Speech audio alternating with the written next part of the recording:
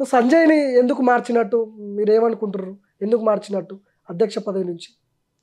సంజయ్‌ని మార్చడం అంటే ఆయన టర్మ్ అయిపోయింది మార్చేశారు కరెక్టేనా అంతే. మార్చడం? ఆ! కరెక్టే. హ్మ్. తప్పకుండా కరెక్టే. హ్మ్. సంజయ్‌ని మార్చడం కరెక్ట్. దాంట్లో తప్పేం లేదు. చాలా మంది వ్యతిరేకించారు కదా మీ పార్టీలో. ఎవరు వ్యతిరేకించలేదు హ్మ్. సంజయ్‌ని మార్చడంలో. హ్మ్.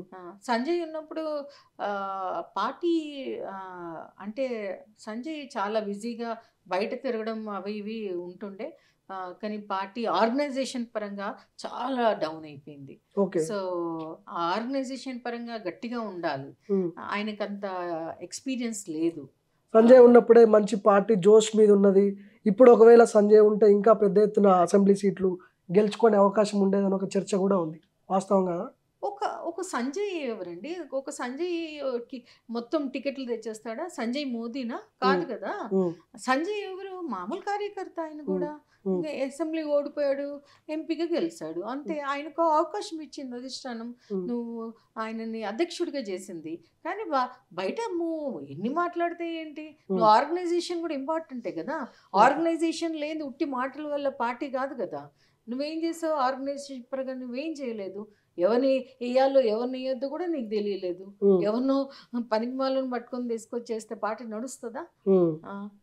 ఎవరికి అపాయింట్‌మెంట్ లేకుండా, ఎవరికి టైమ్ ఇయ్యకుండా, ఎవరిది ఫోన్‌లు ఎత్తకుండా, జస్ట్ నేను బయటకు పోయి అరుస్తాను అంటే అది పార్టీ కాదు కదా! అంటే పార్టీ నడిపియాలంటే పబ్లిక్‌లో కూడా ఇమేజ్ ఉండాలి. అండ్ పార్టీ ఆర్గనైజేషన్ పరంగా కూడా కరెక్ట్ ఉండాలి. దానికి ఎవరిని ఏస్తున్నారు మీరు? ఎవరిని సెక్రటరీగా, ఎవరిని జనరల్ సెక్రటరీగా ఏస్తున్నారు? ఎవరిని ప్రెసిడెంట్‌గా ఏస్తున్నారు? ఇవన్నీ కరెక్ట్ ఉండాలి. So, okay. ఎక్స్‌పీరియన్స్ ఉన్న వాళ్ళని, కొంతమందిని కొత్త వాళ్ళని అలా. అంతేగాని నీ ఇష్టాల అనుసారంగా నీకెవరైతే కరెక్టో వాళ్ళని వేసుకోవడము, వాళ్ళు వచ్చి పార్టీని మొత్తం నాశనం సొంత చేస్తారు. నిర్ణయాలు తీసుకున్నాడంటాడా అప్పట్లో? ఆయన సొంత అద్ద నిర్ణయాలే. అంతే హ్మ్. కదా! ఆయనకి ఎవరైతే ఇష్టమో వాళ్ళనేసుకున్నాడు. కానీ ఆ ఇష్టమున్న వ్యక్తులు పార్టీకి పనికొస్తారా? లేదు హ్మ్. పనికిరారు. హ్మ్. పార్టీలో ఉండాలి అంటే ఒక స్థాయి ఉండాలి. మరి ఎవ్వరు సీనియర్స్‌ని ఏసుకోలేదు ఆయనప్పుడు. హ్మ్. వాళ్ళందరికీ పాపం వాళ్ళందరిని అవమానించాడప్పుడు ఓకే. సంజయ్. ఇప్పుడు సీనియర్స్‌ని అందరిని గూడా.